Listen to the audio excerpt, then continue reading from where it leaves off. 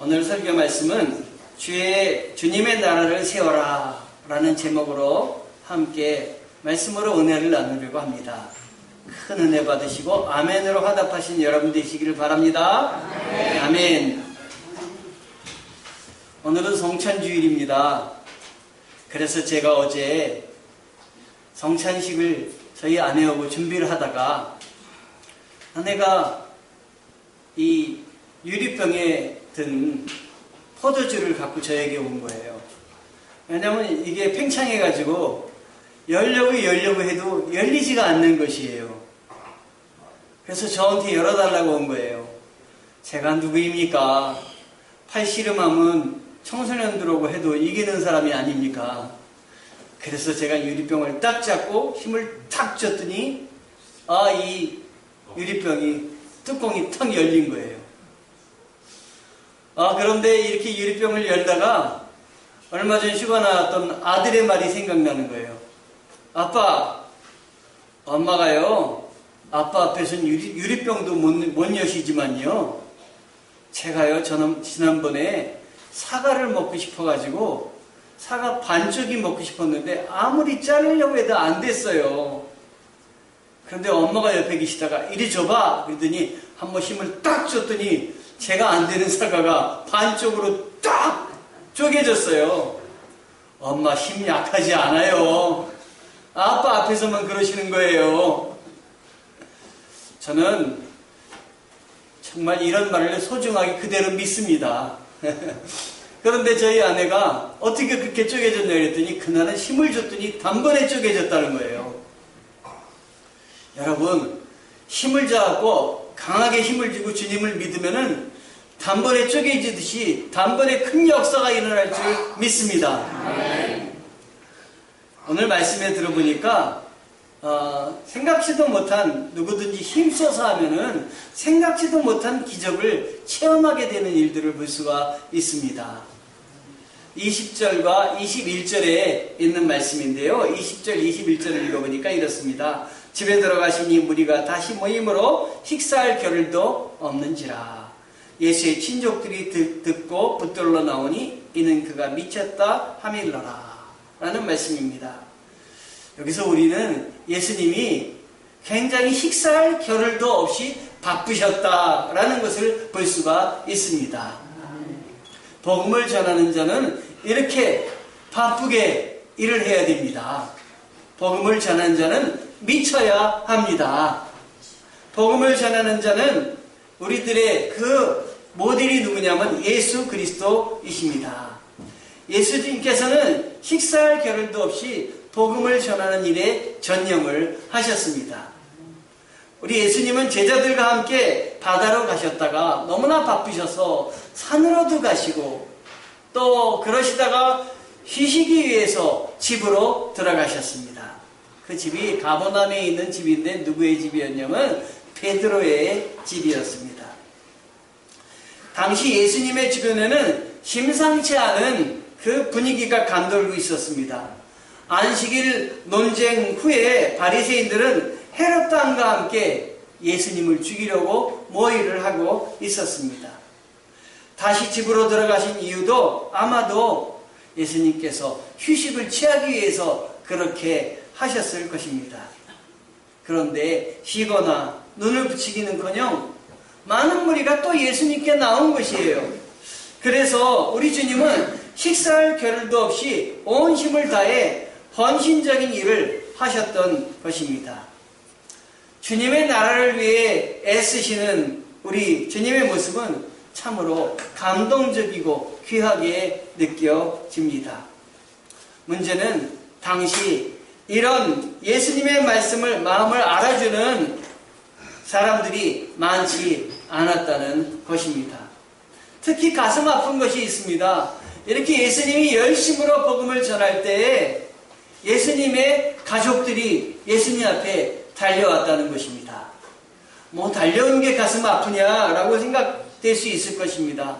예수님의 가족들이 달려온 것은 칭찬과 격려를 하기 위해서 달려온 것이 아닙니다. 오늘 말씀 앞에 읽어드린 것처럼 예수님의 친족들이 듣고 붙들려 나오니 이는 그가 미쳤다 하밀라라. 미쳤다는 소식을 듣고 온 것입니다.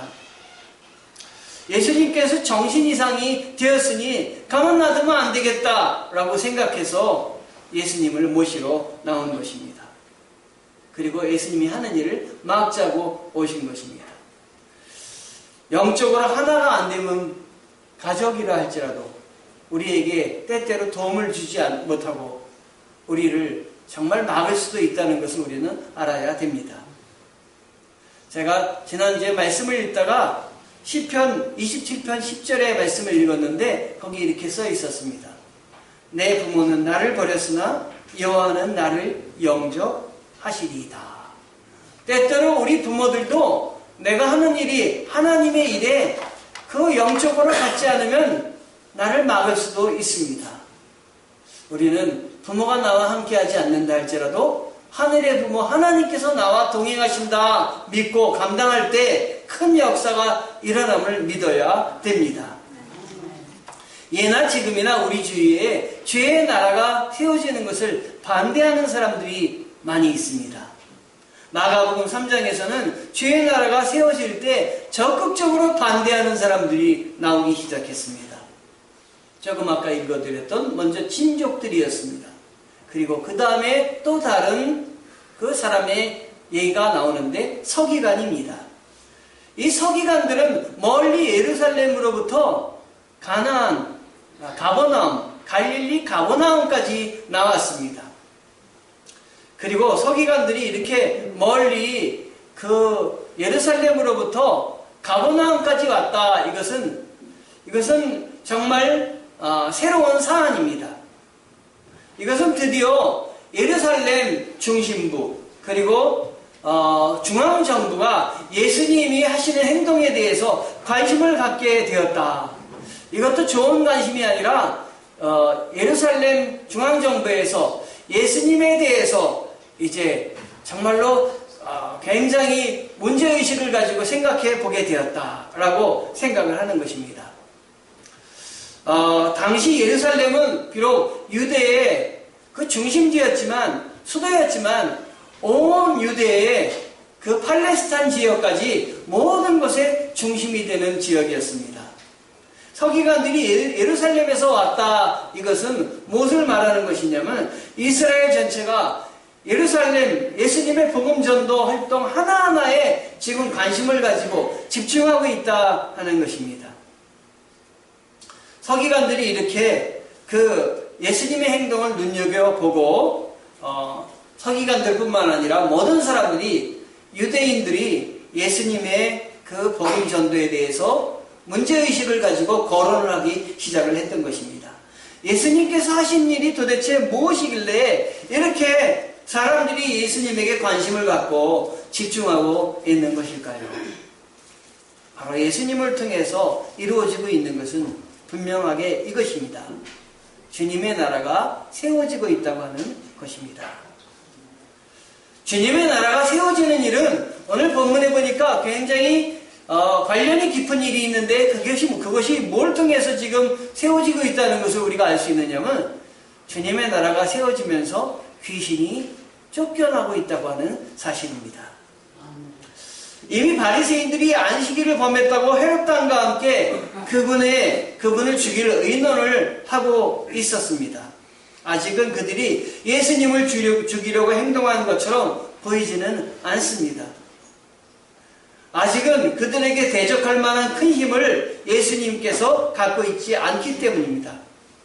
그러나 중앙정부에서 예수님에 대해서 그 파견한 그 서기관들이 지금 놀라서 집중하고 있는 것은 한 가지입니다. 그것이 무엇인지 아는 것은 중요한데요. 그것이 바로 뭐냐면은 예수님께서 귀신을 쫓아내고 있다고 하는 사실입니다. 서기관들도 지금 귀신을 쫓아내는 일에 대해서 알고 있는 것은 이것은 사람의 힘으로는 되지 않는다고 하는 것입니다. 여러분 생각해 보세요. 귀신 들린 사람이 얼마나 힘이 센지 몰라요. 저도 귀신 들린 사람을 만난 적이 있는데요. 대학교 4학년 때 전도사 때 저희 교회에 귀신 들린 분이 예배를 드렸는데 갑자기 예배를 드리다가 일어나서 춤을 추시는 거예요. 목사님이 다급하시니까 저거를 끌어내라고 그래가지고 제가 이 귀신 들린 사람을 가서 손을 붙잡았는데 할머니였는데도 불구하고 힘이 장사인 거예요. 끌리지가 않는 것입니다. 그런데 이 귀신을 내어 쫓는다. 이건 사람의 힘으로 되지 않는 것이에요. 즉 이건 하나님이 전적인 능력으로 지금 귀신을 쫓아내고 있다고 하는 것입니다. 지금 그걸 보면서 이거 보통 일이 아닌데 알만한 사람은 지금 생각하고 있는 것입니다. 저거 무슨 일이지? 우리도 귀신을 쫓아내지 못하는데 저 예수라는 사람이 귀신을 쫓아내다니, 이렇게 생각을 하고 있는 것입니다. 지금 예수님을 통해서 일어나고 있는 일은 오래전에 사무엘이 탄생하기 전에 엘리 제사장을 통해서 일어나던 일과 비슷합니다. 엘리 제사장은 타락하여서 하나님의 음성을 제사장임에도 불구하고 전혀 듣지 못했어요. 아무 힘이 없었던 그 제사장이었습니다. 영적 분별력이 없어서 사람들이 무엇을 하는지 그것도 분별을 못했어요. 한나라는 사람이 여자가 있었는데 아들이 없어서 자식을 하나님께 달라고 간절히 기도를 했습니다. 얼마나 간절히 기도했으면 통곡하고 또 놀랍게 기도를 하지 않았겠습니까? 그런데 엘리 제사장은 이 한나라는 여인이 기도하는 걸 옆에서 보면서 술에 취했다라고 생각을 한 거예요. 기도하는 사람을 향해서 술에 취했다고 하니 이 사람이 얼마나 영적으로 분별을 못했으면 그렇게 얘기를 했겠습니까? 여기서 술 취해서 기도하지 말아라. 한나는 나는 아니라고, 지금 하나님께 아들을 달라고 열심히 기도한다고 라고 이야기를 했을 때 이 마지못해 한나를 축복했는데 하나님은 그래도 한나의 기도를 들어주셔서 아들을 주시지 않았습니까? 그 아들이 누구냐면 사무엘입니다. 그런데 이 사무엘의 뜻은 무엇이냐면 사무엘의 사무는 사무라는 샤마라는 이름과 엘이라는 그 이름이 합쳐진 것입니다. 이 샤마라는 말은 무슨 말이냐면 듣다라는 말입니다. 엘이라는 말은 하나님이라는 말입니다. 즉 하나님의 말씀을 듣는다라는 말이 사무엘입니다. 사무엘은 하나님의 음성을 듣는 자입니다. 엘리는 하나님의 음성을 듣지 못했지만 사무엘은 지금까지 듣지 못했던 하나님의 음성을 듣고 하나님의 뜻을 따라 행하는 자이다 라고 하는 것입니다. 여기 있는 우리 모든 성도들은 사무엘이 되기를 원합니다. 하나님의 음성을 모두 듣고 하나님의 뜻에 따라 살아나가는 여러분 되시기를 바랍니다. 그런데 이 사무엘이 자라나면서 하나님의 말씀을 듣고 어떤 일을 행했냐면은 하나님의 나라를 세우는 일을 감당하게 했는데요. 먼저 미스바란 지역에서 부흥운동을 일으켰고, 그리고 백성들이 우상숭배에 빠지자 이걸 회개하게 했습니다.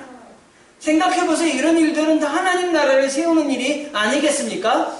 사람으로는 감당하지 못하지만 하나님의 음성을 듣고 그 음성을 그 실천함으로 감당하고 있는 것이에요. 또한 옆에 자주 침략하는 세계 최강의 군대, 아주 창과 칼이 철기 문화 속에 있는 이 블레셋 군대가 있었는데 이 블레셋 군대를 이길 수가 없는 것이에요. 그런데 이 사무엘은 하나님께 기도해서 하늘에서 우레를 발하여서 이 사무엘이 이 블레셋 군대를 물리쳤던 것입니다. 이스라엘의 왕을 세우게 하시고 이스라엘을 든든히 하게 하는 그 뜻을 이 사무엘은 실천하였던 것입니다. 뿐만 아니라 하나님께 영광을 돌리기 위해서 선지학교를 세웠던 것입니다. 그래서 선지자들을 양성하는 일들을 감당했던 것이 사무엘입니다. 하나님께서는 이 사무엘, 하나님의 음성을 듣는 자, 이런 뜻의 사무엘을 통해서 이 타락한 이 땅에 하나님의 나라를 세우기 위해서 애쓰셨던 것입니다. 지금 이 일을 누구를 통해서 감당하게 하고 계시냐면 예수 그리스도를 통해서 감당하게 하고 계신 것입니다. 마가복음 3장에서 예수님을 통해서 하나님의 나라가 이렇게 세워지고 있습니다. 우리 성도들도 기억해야 됩니다. 이렇게 오셔서 예배드리고 계시고 예배드리고 하나님의 음성 말씀을 듣고 집에 가셔서 하나님의 뜻을 따라 사시는 것 자체가 하나님의 나라를 여러분이 주님의 이름으로 세우고 있다고 하는 것입니다, 여러분. 하나님 잘 감당하게 도와주시옵소서. 내가 믿음으로 이 일을 감당하게 도와주시옵소서. 기도하며 감당하는 여러분 되셔야 됩니다. 하나님이 뒤에서 명령하시고 우리 예수님이 도우셔서 이 일을 감당하고 있기 때문에 실망하거나 낙심하지 말고 주님 붙들고 감당하면은 주님이 나에게 함께하여 주실 것입니다. 사람의 힘으로 안 되는 것을 우리 하나님은 가능하게 하시고 우리 하나님은 되게 하여 주시는 분이십니다. 그런데 지금 서기관들이 와서 예수님이 하는 일을 막고 있습니다. 서기관들은 전혀 하나님의 음성을 듣지 못하고 있습니다. 사실 서기관들이 누굽니까? 하나님의 말씀을 연구하면서 그 하나님의 말씀을 받들어 쓰는 이러한 일들을 감당하는 사람들이 서기관인데, 이 서기관들이 하나도 하나님의 말씀을 듣지 못하고 있다는 것은 놀랍지 않습니까? 여러분, 땅의 사람들은 야망만 있을 뿐 하늘의 비전의 소리를 듣지 못합니다. 그래서 하나님의 뜻을 따르지 못하는 것입니다. 자기의 꿈만을 강조하지 하나님의 꿈이 무엇인지, 나를 통해서 이루고자 하는 것이 무엇인지 관심이 없습니다. 그러나 우리는 하나님의 음성을 들어야 되겠습니다.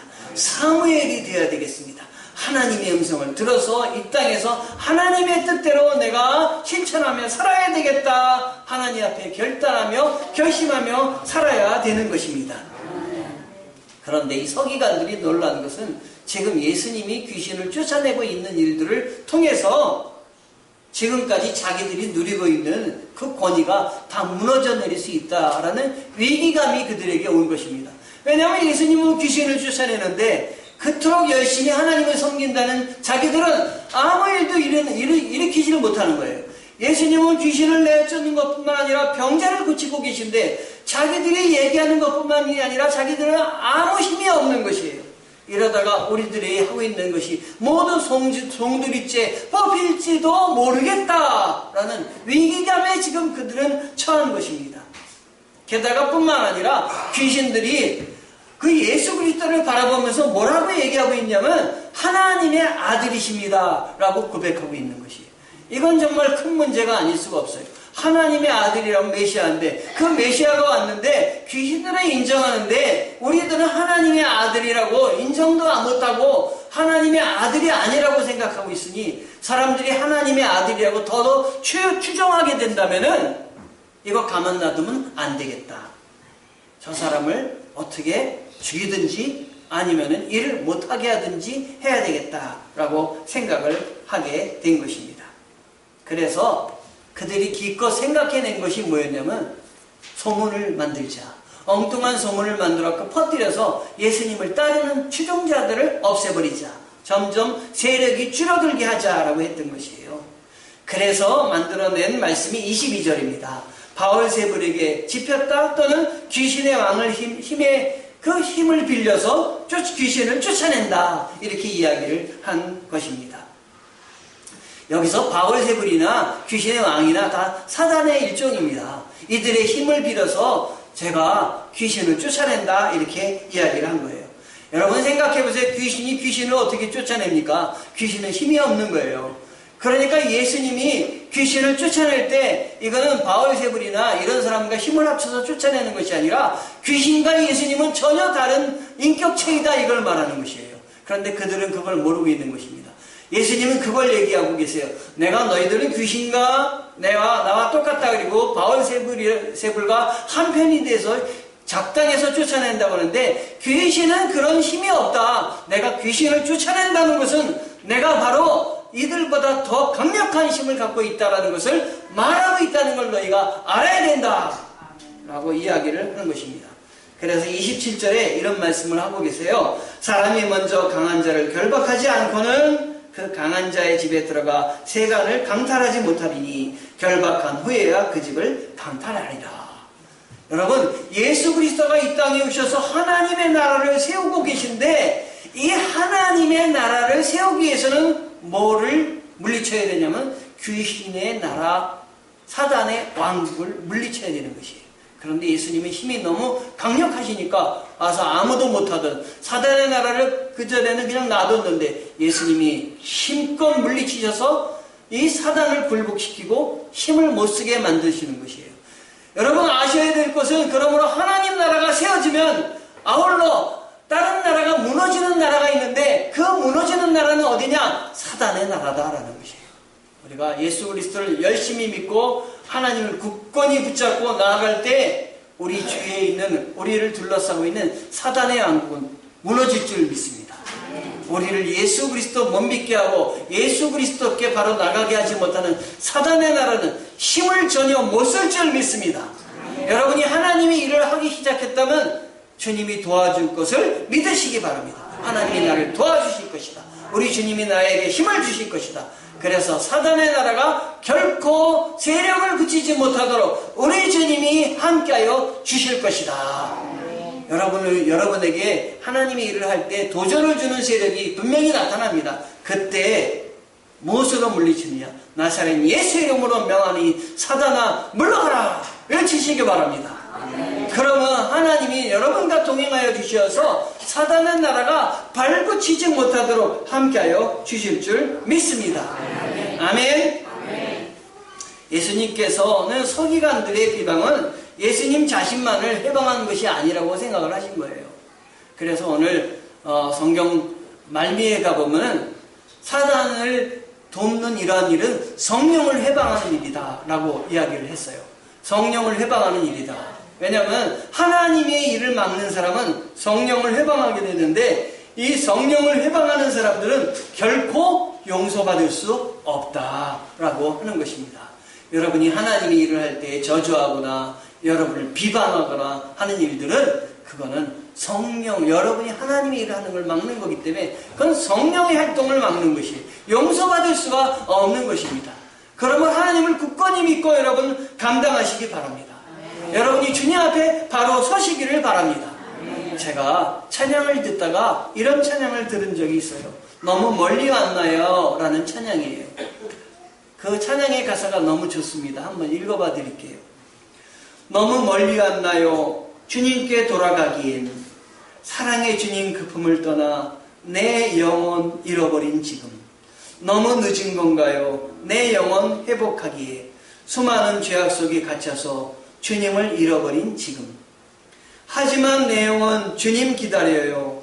변함없는 주님의 사랑을 내 모습 이대로 주께 돌아가요. 나의 손을 잡아주소서. 다시 주님의 얼굴 내 영혼 볼 수 있도록 나를 구원하소서. 다시 주님의 임재 가운데 내 영혼 살 수 있도록.